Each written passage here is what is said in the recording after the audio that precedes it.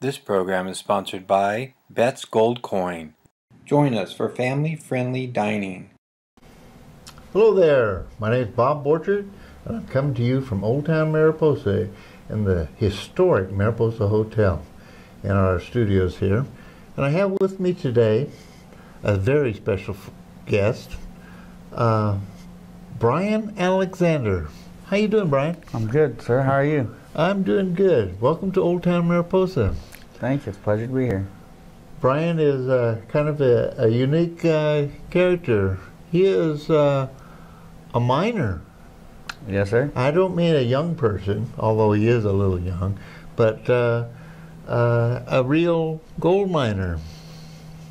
And a gold miner from Mariposa.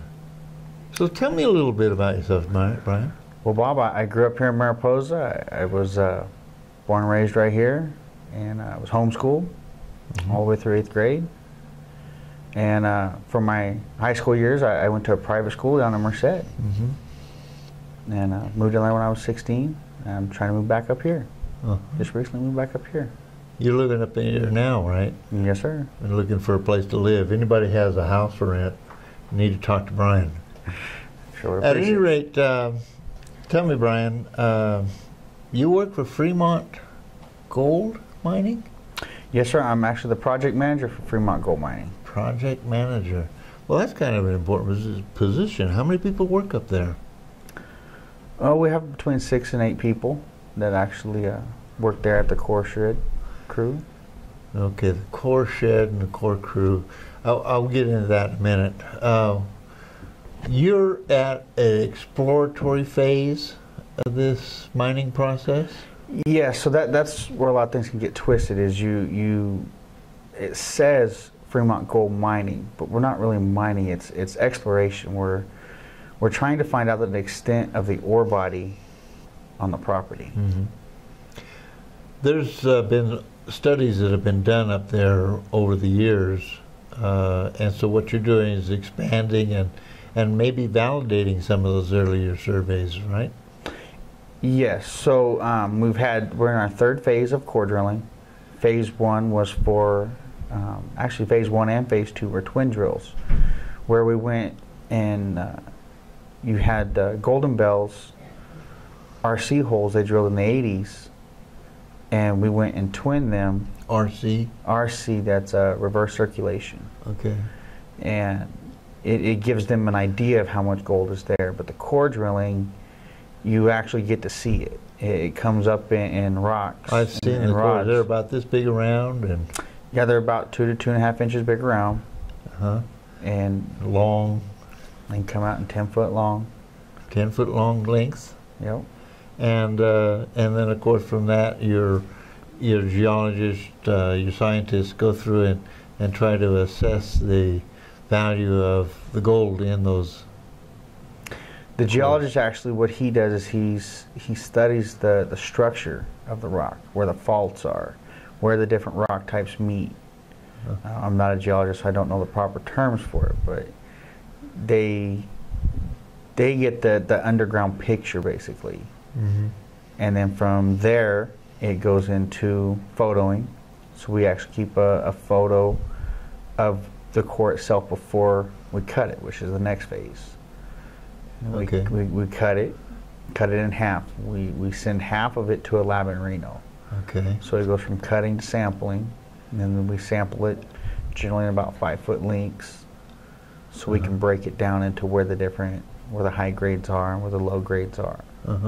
So what you're doing is you're trying to assess the structure of the ore body, and just so the folks out there know, we're talking about the mother lode, right? Yes. This is historically the mother lode gold country that we all we use that term a lot, you know. Mother lode country. We had the mother lode highway, and we had the mother lode lodge right up the way. But the mother lode really is an ore deposit that follows the slope of the Sierras. It follows from Northern California to just right here south of Mariposa. Just south of Mariposa. This is, in history, we're known as the southern mother lode here in Mariposa County. So And that rock structure is what you're, that is the mother lode, in a sense. What you're doing is assessing the structure, because gold isn't everywhere in that rock structure. No, it is not. It's actually only in certain parts, and Okay. that's what we're exploring to try and find where those parts are and how big they are. Okay. So the process itself,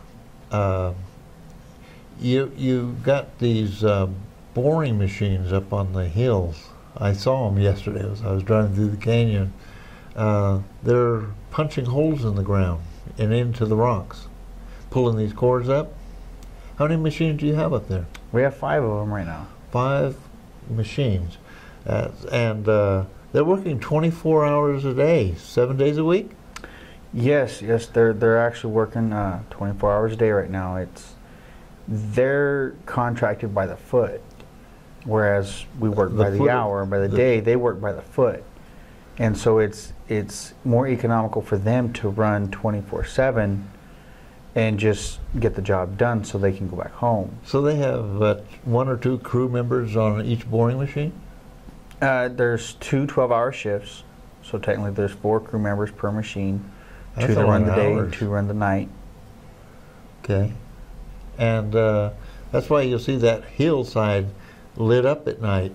Yeah, they do have they have their lights on, so they can see. You know, a question was asked of me the other day. They see water trucks coming through town. Apparently, these drilling machines have to use water as part of the process. Yeah, they need the water to keep the bits cool. Yeah, it's not an extreme amount of water. It's supported by a local well here in town, a private well. Okay. And so it's to keep the bits cool, keep the rods from. Today, go up there. Yeah. So this isn't a huge consumer of resources now with respect to water. Water is kind of an issue. You know, we've been having a drought around here. You may have heard. Yeah, I heard that once or twice. So when somebody sees a water truck drive through town, the question is, well, where's that water truck going? You know, and well, it's going out to Bear Valley. But 1 or 2 trucks a day, and see, the water is actually recirculated. okay. Once we get the hole going, they pump it right back out, and then go right back into the hole again. Okay. So it doesn't lose the water. Mm-hmm. And just to be absolutely clear, there's no contaminants going into this water. This is pure water going into the hole and pure water coming out of the hole. It's mixed with bentonite. Bentonite. And that's flaxseed oil for a lubricant. A what? Flaxseed oil for a lubricant. Flaxseed oil. I put that on cereal. It's a biodegradable lubricant. Okay. Well, that sounds safe and sound. You know, we have had people over the years ask a lot of questions about the environmental. You know, mining in Mariposa has a lot of history.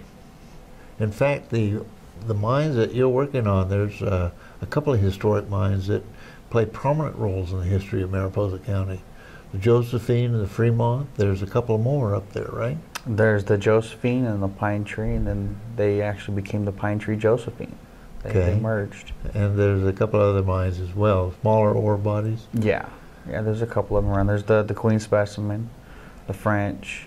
Okay. There's a few of them around there. And I know I've talked to other folks about this. Historically, just pretty much just scratched the surface in terms of mining those mountains. There's some fairly substantial ore bodies that have been discovered and documented. You know, they say that we've only gotten like 10% of the gold out of the mother lode. I've heard numbers like that over the years from some geologists I've worked with over the years. So How much longer are we going to be exploring? This phase will actually be over. We're shooting for about December 15th. December 15th. We'll be back to not drilling again until a later date. Then what happens? We have to take time and process the samples, get our values back, find out where our high grades and our low grades are, and then find out if we're going to continue on. This whole process, as I understand, it's going to take a couple of years, right? Yes, it's at least 2 years, 18 months to 2 years before we know anything. So we're not going to be mining gold. So I have some friends that are looking for gold miner jobs. It's a little premature to be asking you for applications. Yes, sir. It's just a little bit premature yet. So in a couple of years, though, when you map out the deposits, and there are deposits up there, we know that for a fact, the extent of those deposits is what you're determining now. From that, you're going to develop a plan and actually go into the mining business. That's what we're hoping for. And of course, there's a whole permit process that goes with that, and environmental assessments and what have you. But you're a couple of years out before you can really get to a point where... Yes, at least before we can even determine what we want to do or what we can do. Okay. Well, this is pretty exciting. Indeed. It's a really exciting job. Yeah. Brian, I really appreciate you coming and joining us today. And for you folks out there, appreciate you joining us. And we're going to be talking to Brian and other folks from the Fremont mine in the coming months. This is kind of an important thing going on in our county, and revitalization of the historic mother lode mining culture that we have here, and I think it's pretty exciting. And thank you for being here, and thank you for joining us out there.